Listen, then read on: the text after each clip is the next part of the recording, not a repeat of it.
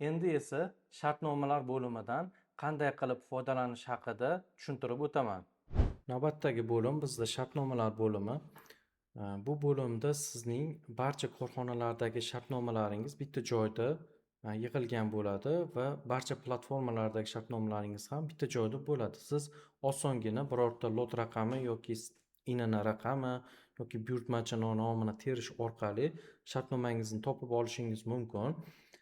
Shuningdek, bu joydan masalan ko'z tugmasini bosish orqali siz shu shartnomangizni osongina ko'rishingiz mumkin, printerdan chiqarishingiz mumkin yoki uni yuklab olishingiz mumkin. Shuningdek, uni belgilab turib Telegram orqali yuborishingiz ham mumkin. Va agarda UZEXdagi shartnoma bo'ladigan bo'lsa, siz mana shu joy o'zidan uni jarimasiz bekor qilishingiz ham mumkin. Shartini ko'rsatasiz, ya'ni sababini ko'rsatasiz va rastorni bossangiz, mana shu shartnomangizni bekor qilish haqida so'rov ketadi. Shuningdek, mana shu joy o'zidan siz yutib olgan o'sha buyurtmachingiz bilan, ya'ni xaridoringiz bilan bog'lanish uchun Telegram raqamiga o'tib ketsangiz bo'ladi, to'g'ridan to'g'ri. Va mana shu shartnomaga siz Detox'da qoralama faktura yaratsangiz ham bo'ladi. Masalan, keling, mana bunga yaratib ko'ramiz. Karta flash pametini bosamiz va qoralama faktura yaratishni bosamiz. Bu bizga Detox'dagi akkauntimizda faktura yaratib beradi. Mana ko'rib turibsizlar. Mana shu fakturani yaratgan.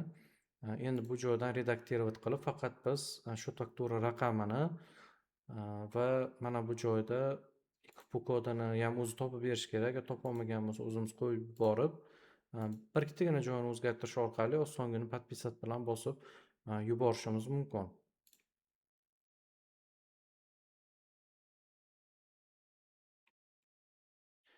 Bunda ham ko'p korxonali rejimga taniydigan bo'lsak, bizlar barcha korxonalardagi shartnomalarimizni yig'ib bitta joyda ko'rsatib beradi.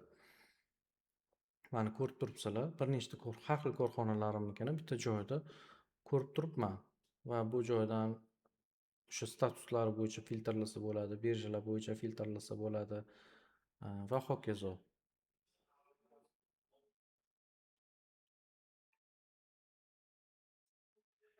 Shuningdek, siz o'ziga kerakli bo'lgan shartnomalarni masalan belgilab turib Excelga ham yuklab olishingiz mumkin. Bu sizga hisobotlaringizni osonlik bilan yuritishingizga yordam beradi. Bu joyda o'sha texnik parametrlari batafsil ko'rsatiladi. Har bir tovarning texnik parametrlarini ko'rishingiz mumkin o'sha lotga.